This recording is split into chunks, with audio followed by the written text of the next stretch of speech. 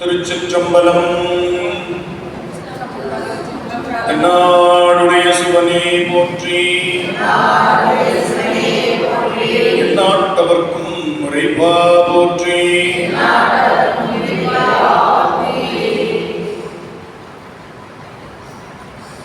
நம்பி ஆரூரர் தேவாரத்தில் எடுத்துக்கலாம். திருவொற்றியூர் தேவாரம் சுவாமிக்கும் நமக்குமான நெருக்கத்தை சொல்றது. என்கிட்ட இருக்க நல்லது எடுத்துக்கோ, நான் கோவப்படுறத நான் சண்டை போடுறதை எடுத்துக்காத, நல்லது எடுத்துட்டு எனக்கு நீ செய்யணும்.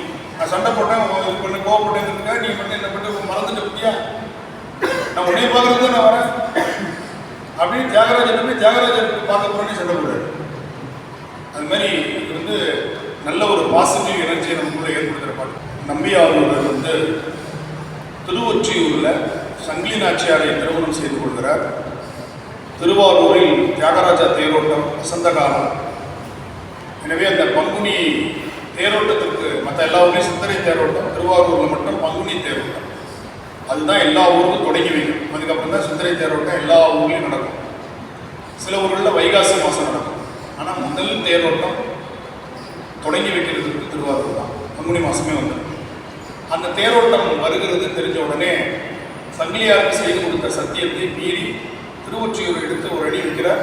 அவருடைய கண்கள் பார்வை இழந்தன அப்படின்னு பார்க்கணும்.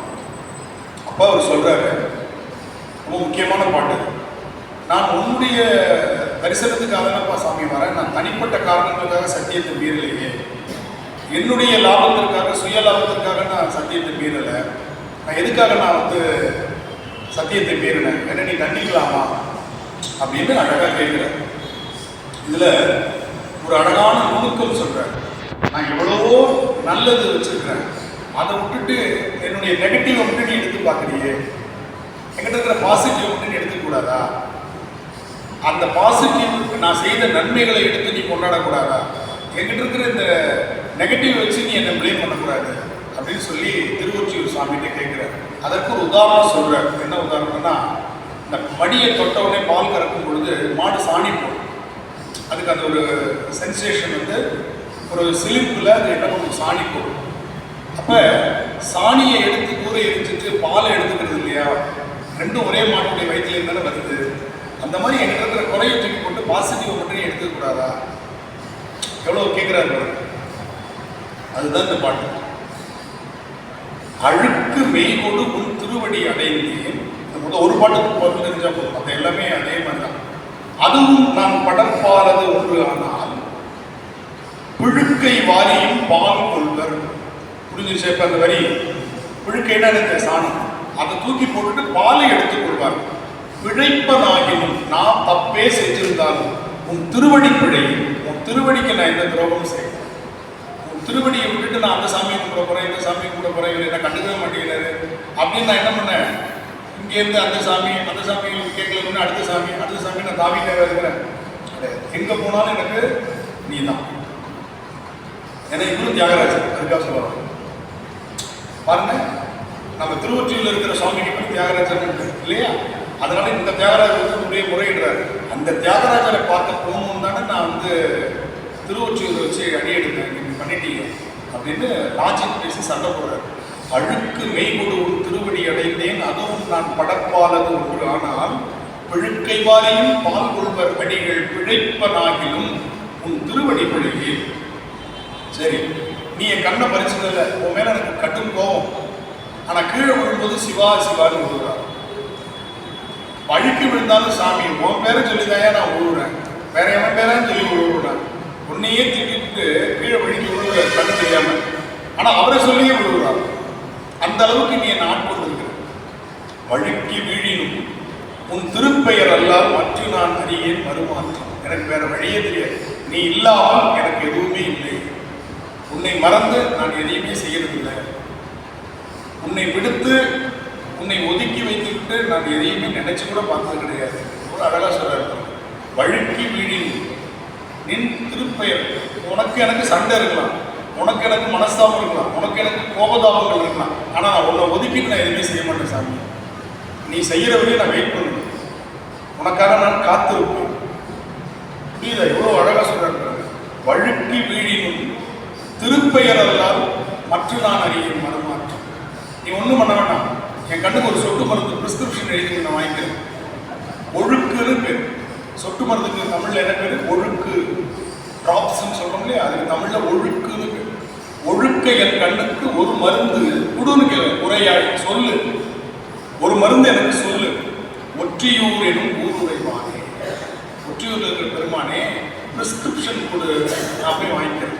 பிரிஸ்கிரிப்ஷன் இல்லாம நாமளா போய் மருந்து கேட்டு வாங்கக்கூடாதுங்கிறது 9ஆம் நூற்றாண்டு நமக்கு சொல்லித்தராரு. இஷ்டத்துக்கு தலை வலிக்குது, காய்ச்சலா இருக்குது, சளி பிடிச்சிருக்குது, அச்சுன்னு தும்முனா முதுகு பிடிக்குது, இப்படின்னு நம்ம கேட்டு கேட்டு வாங்கிக்கிறோம். அவங்க இஷ்டத்துக்கு பாதி டாக்டர் இல்லை, முக்கால் டாக்டர் ஆகிடுவாங்க. அவன் B.Pharm M.Pharm படித்தது தான். மருந்து எழுதி கொடுத்த சீட்டுக்கு அந்த மருந்து சரியாக பார்த்து எடுத்து கொடுக்குறவன் தான். ஆனால் அவன்கிட்டே நம்ம டயக்னைஸ் பண்ண சொல்லி மருந்து கேட்டு வாங்குற மாதிரி. அதுவும் நீங்கள் கவர்மெண்ட் ஹாஸ்பிட்டல்லாம் போனீங்கன்னா கேட்கவே வேணாம். 2 தடவை 3 தடவை போயிட்டால் இப்போ மாத்திரை கேட்பான். பச்சை மாத்திரை கொடுங்க, சிவப்பு மாத்திரை கொடுங்க, வெள்ளை மாத்திரை கொடுங்க. அவனுக்கு பச்சை, சிவப்பு, வெள்ளை, இந்த 3 தான் கவர்மெண்ட்ல. ஆனால் அதை சாப்பிட்டா அவனுக்கு கிளியர் ஆகிடும். ஏன்னா நம்பிக்கை, இந்த மாத்திரை சாப்பிட்டா நமக்கு சரியாயிடும் அப்படின்னு அவனுக்கு ஒரு நம்பிக்கை. அவனே டாக்டர்கிட்ட சொல்லுவான், ரைட், அவனே எழுதி கொடுத்துருவாரு, அவங்க மாத்திரை வாங்கிட்டு போயிடுவான். 2 நாளில் தீர்ந்துடும். நம்மளுக்கு தலைவலிக்கு 50 மாத்திரை வச்சுருப்பான் ப்ரைவேட்டில். ஆனால் இவன் எப்படின்னா இருமல்லேருந்து மிக கொடுமையான நோய் வரையும் கவர்மெண்ட் ஹாஸ்பிட்டலில் 4 மாத்திரை தான். எல்லாத்துக்கும் போன உடனே உன்னை பார்த்த உடனே பேராசிட்டமல் எடுத்து வச்சுருவோம். 2 மாத்திரை 2 நாளைக்கு. பேராசிட்டமல் 650, இல்லை 500, இல்லை 250 எடுத்து வச்சுருவோம். புரியுதா? அதுக்கப்புறம் ஏதாவது ஒரு மாத்திரை. அதுமாரி எல்லாத்துக்கும் சர்வ ரோக நிவாரணி ஒரு களிம்பு, அந்த களிம்பு கொடுத்துருவோம். இதை தடவிக்க அவனுக்கு எல்லாம் சரியாக போயிடும். அவன் மின்னுமா மேகங்கள் பாட வேண்டியதே இல்லை. உடம்புல இருக்கிற அத்தனை சொல்லி சரிங்க எல்லாம் சரியாக போடும் அந்த களிம்பு. அதை அவன் ஏன்னா அந்த மருந்து மேலே நம்புறான். நம்மளால் சந்தேகத்தோடையே உள்ள போவான். எல்லாரும் நம்ம காப்பாற்றுவான். படிச்சுருக்காங்கல்ல, அவன் படிக்கல, அதனால நம்பி மருத்துவம் பார்த்துக்கிறான். நம்மளால் படித்தவர் கம்பெனி. நமக்கு ஏதாவது ஒன்று அப்படின்னா இருமல் இருந்தால், இந்த சம்மரில் இருமல் இருந்தால் அதுக்கு என்ன காரணம் அப்படின்னு கூகுளில் நோண்டிட்டு டாக்டர்கிட்ட போவான். அதில் போட்டிருப்பான், இது உனக்கு கொடுமையான காச நோயின் அறிகுறியாக இருக்கலாம், அல்லது சாதாரணம். அது இந்த சாதாரணமாக இருக்கிறது அப்புறம் தான் போடுவோம். சாதாரணமாக இருக்கலாம்.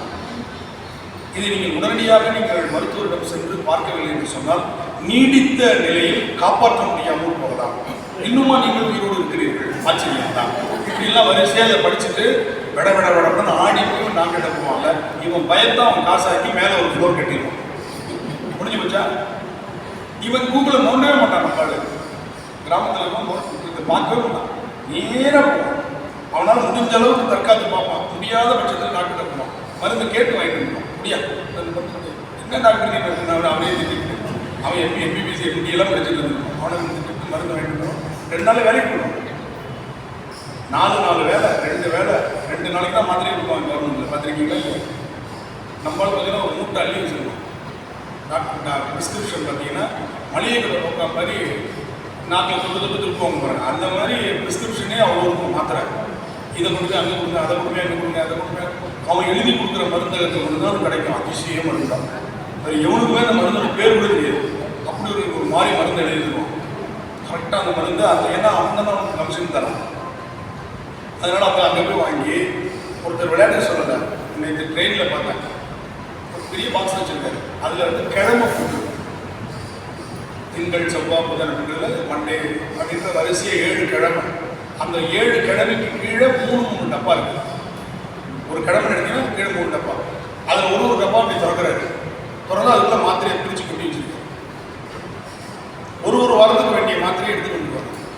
புரிஞ்சுச்சா? ட்ரெஸ் எடுத்து வைக்கிறோமோ இல்லையோ, மாத்திரை எடுத்து வச்சுருவாங்க.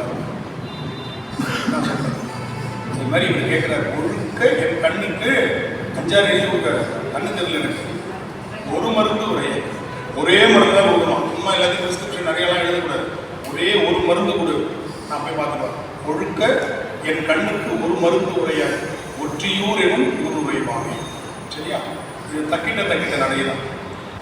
அடுக்கு மெய் கொடும் திருவடிகளிலே அதுவும் நான் படப்பாலதொன்றான் பிழுக்கை வாரியும் கொள்வரடிகள் பிழைப்பனாகிலும் திருவடி பிழையே வழுக்கி வீழினும் திருப்பெயரல்ல மற்ற நனறியேன் மறுமாற்றம் ஒழுக்க என் கண்ணுக்கொரு மரும் துணைய ஒற்றியூரெனும் உறைவனே ஒழுக்க என் கண்ணுக்கொரு மரும் துணைய ஒற்றியூரெனும் ஊருறைவனே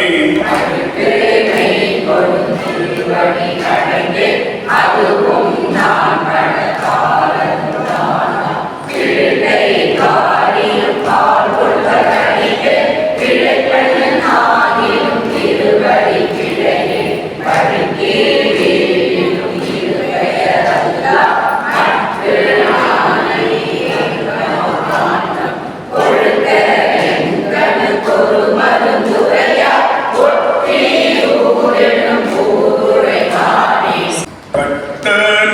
பிறந்தேன் உனக்காளாய் காதல் சங்கிலி காரணமாக எட்டினம் திகழும் திருமூர்த்தி என் செய்வானடியை எடுத்துரைக்கேன் விட்டனாகிலும் திருவடி புழையேன் பிழைப்பனாகிலும் திருவடி கடிமை ஒட்டீன் என செய்வதெல்லாம் ஒற்றியூரின் ஊருறைவனே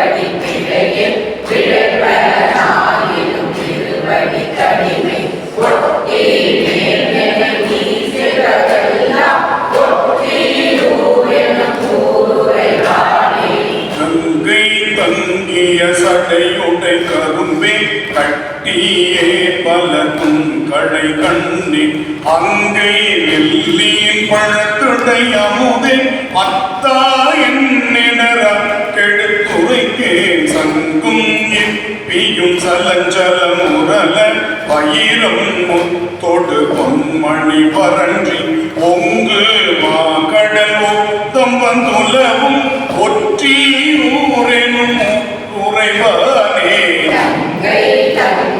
சடையுடை கரும்பே கட்டியே பலக்கும் கடை கண்ணி அங்கை வெள்ளி பழத்திடை அமுதே அத்தா என்னிடரா கெடுத்துரைக்கேன் சங்கும் இப்பீர் சலந்தல முரல பயிரம் முத்தொடு பொன்மணி பரன்றி பொங்கு மாகடல் ஓதம் வந்துலவும் ஒற்றியூரெனும் ஊருறைவனே இன்று கொண்டதோ சுற்றமென்றாகையாவதாராகிலும் அன்புடையார்கள் தோன்ற நிற்றருள் செய்தழித்திட்டால் சொல்லுவாரை அல்லதன சொல்லாய் மூன்று கண்ணுடையாய் அடியே கண் கொள்வதே கணக்கு வழக்காயில் மூன்று போலென காப்பதொன்றருளாய் ஒற்றியூரெனும் உறைவனே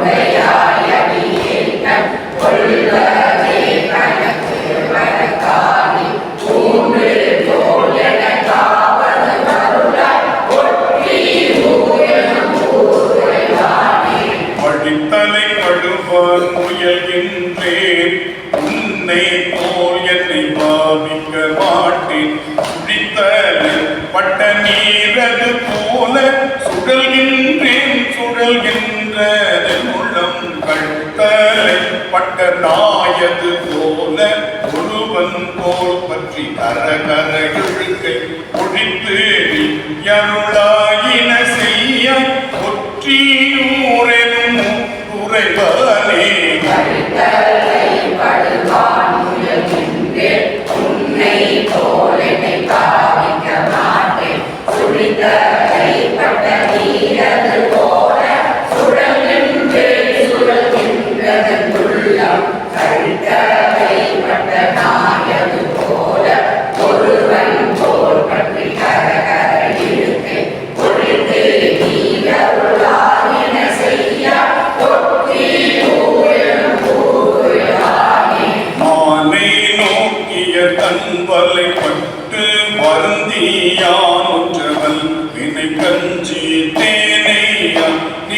என்றையினம் உன் சீலமும் குணமும் சிந்தியாதே நாம் உன்னை தன்னை வேண்டுவதடியே உயிரோடும் நரக தழுந்தாமை ஊனம் உள்ளன தீர்த்தருள் செய்யாய் ஒற்றியூரெனும் உறைவானே ஆனை நோக்கிய கண்களை பற்றில் பருந்தியானுற வல்வினை கஞ்சி தேனை ஆடிய ஒன்றை நாடும் சீலமும் குணமும் சிசியாதே நானும் இத்தனை வேண்டுவதடியே உயிரோடும் நரகத் தழுந்தாமை ஊனம் உள்ளன தீர்த்தருள் செய்யாய் ஒற்றியூரெனும் உறைவானே மற்ற தேவரை நினைத்துணை மரபின் எஞ்சி நானோடு வாழவும் மாட்டேன்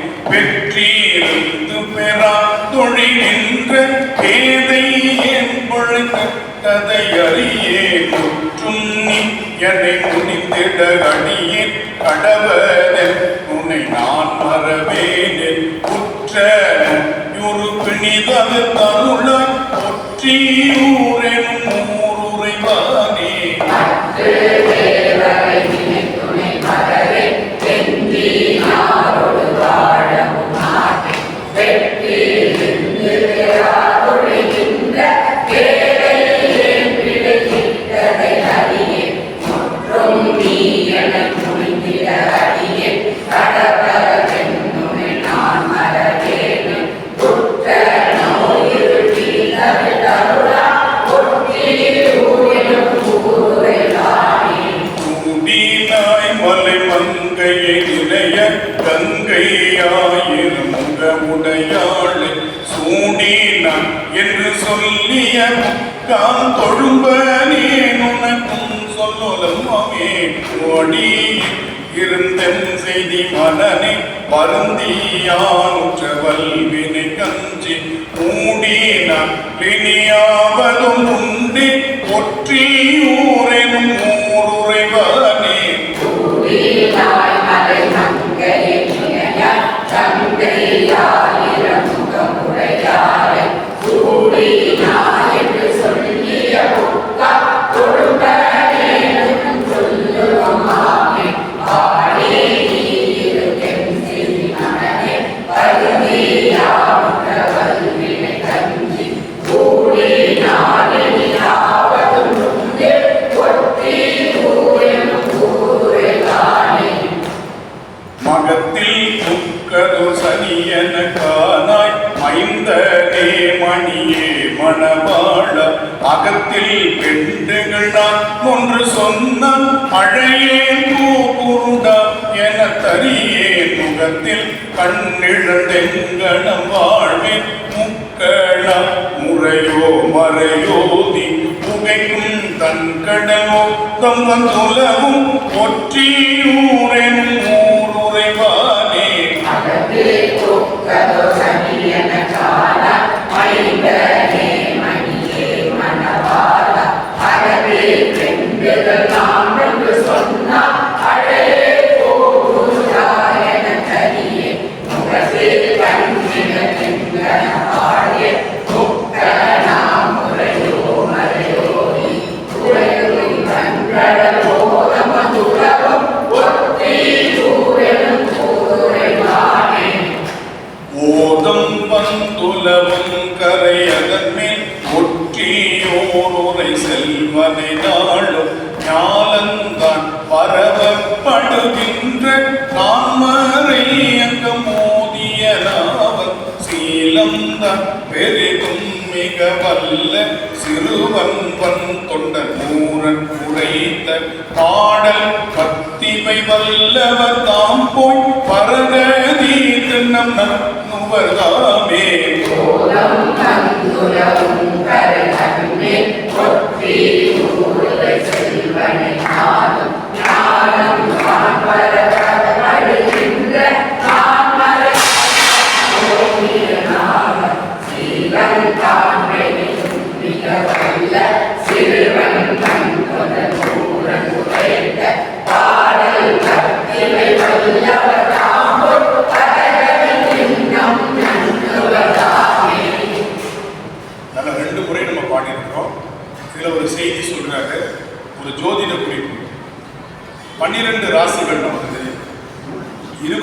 நட்சத்திரங்கள் இல்லையா? அதுல சிம்ம ராசி மக நட்சத்திரம். அந்த மக நட்சத்திரத்துல சனி பிடிச்சதுன்னா அந்த அளவுக்கு படுத்தி எடுக்கணும். அந்த மாதிரி நீ எனக்கு வந்து சேர்ந்திருக்கிறேன்னு சாமியை பார்த்து சொல்ற.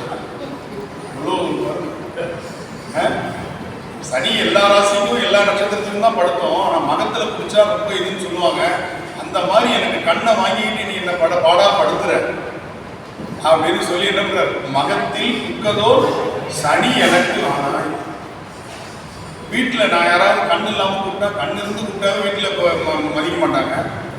கண்ணு இல்லாமல் நான் கூப்பிட்டேன்னா படா கூப்பிட்டா நான் உடனே வரணுமா அப்படின்னு சொல்லி என்னை எல்லாரும் என்ன பண்ணுவாங்க, கிண்டல் அடிப்பாங்க. அதை என்னால் தரிசிக்க முடியாது, தாங்கிக்க முடியாது. எவ்வளோ அழகாக சொல்ற, அகத்தில் பெண்டுகள் நான் ஒன்று சொன்னேன், நான் ஏதாவது சொல்றேன்னு வச்சுக்கோங்க, அழையல் போ குருடா என தருகேன். என்னை பார்த்து கண்ணு இல்லாதவனே சொல்லிடுவாங்க. இன்னைக்கு இந்த வார்த்தையை நம்ம பயன்படுத்த முடியாது. இது வந்து அன்பார்லிமெண்ட் வேர்டு. ஊனத்தை நேரடியாக சொல்லக்கூடாது இல்லையா? அதனால முன்னாடி கூட வந்து பிசிக்கலி ஹேண்டிகேப்டுன்னு ஒரு வார்த்தை பயன்படுத்தணும். இப்போ பிசிக்கலி சேலஞ்சு பர்சன் சொல்லணும், மாற்றுத்திறனாளின்னு சொல்லணும். ஊனமுற்றோர் கூட நீ சொல்லக்கூடாது. அதுவுமே இன்னைக்கு எடுத்துக்காங்க, இதெல்லாம் தெரிஞ்சுக்கணும் நம்ம.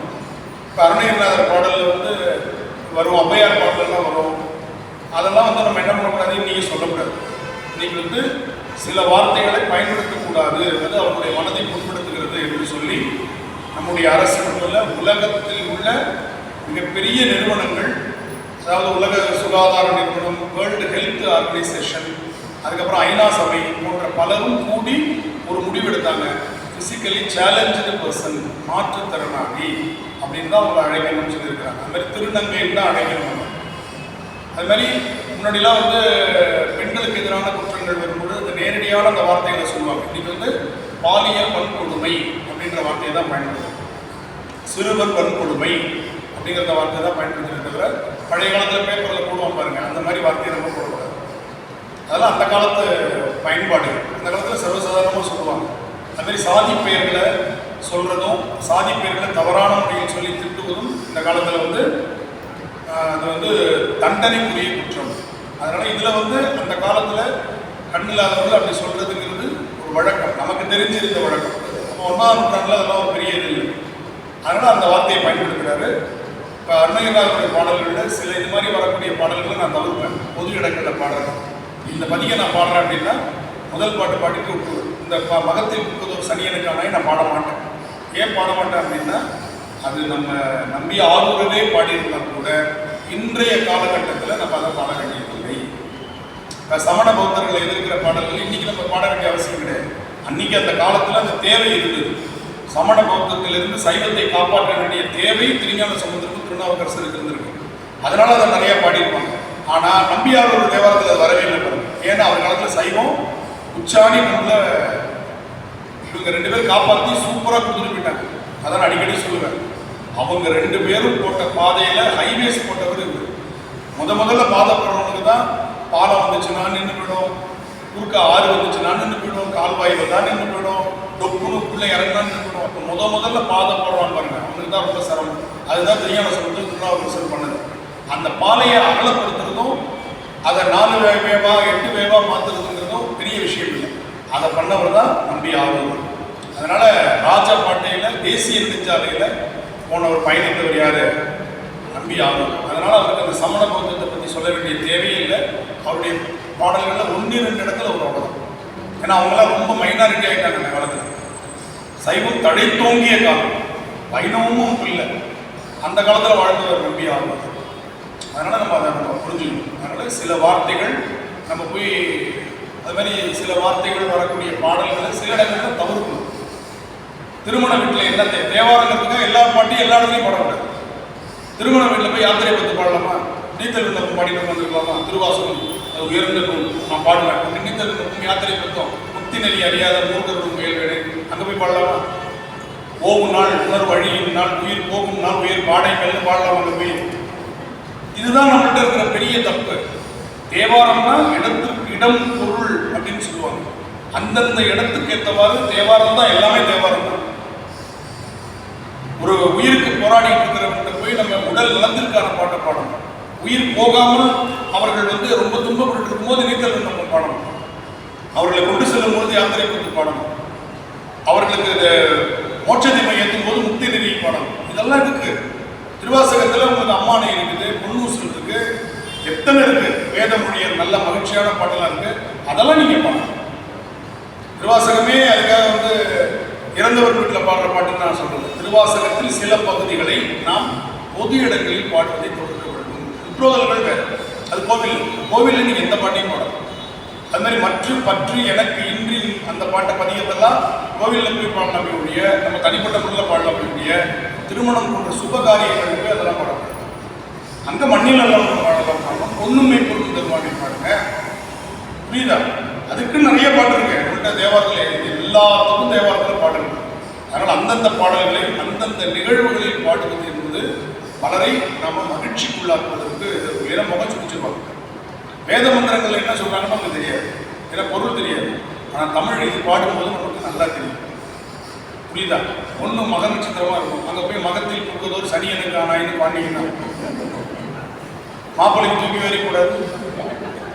புரியுதா? அவரு சாமியை பாடுறாரு. அந்த பொண்ணு மக நட்சத்திரம் நம்ம தான் இந்த ஓதுவார் பாடுறாரோ இந்த அளவுக்கு இந்த பாட்டை தான் நம்மளை வச்சு பாட சொல்லியிருக்காங்க. மாப்பிள்ளை வீட்டில் ஏற்பாடு சொன்னாங்க தேவார கட்சி. இந்த பாட்டை குறிப்பிட்டு எழுதி கொடுத்து பாட சொல்லியிருக்காங்கன்னு அந்த பொண்ணு நினைக்காத. புரியுதா? பண்ண சொல்றது அவரு சாமியை பாடினார். நீ ஆசாமிக்கு பாடுற வாழ்த்து பாட்டெல்லாம் போய் பாடணும். புரியுதா? இந்த மாதிரி நம்ம எந்த பாட்டை எந்த இடத்துல பாடணுங்கிறது தேவாரம் பாடுறது கண்டிப்பாக தெரிஞ்சு வச்சுக்கணும். எல்லா இடத்துலையும் எல்லா பாட்டையும் நம்ம பாடணும். சரியா? மகிழ்ச்சி.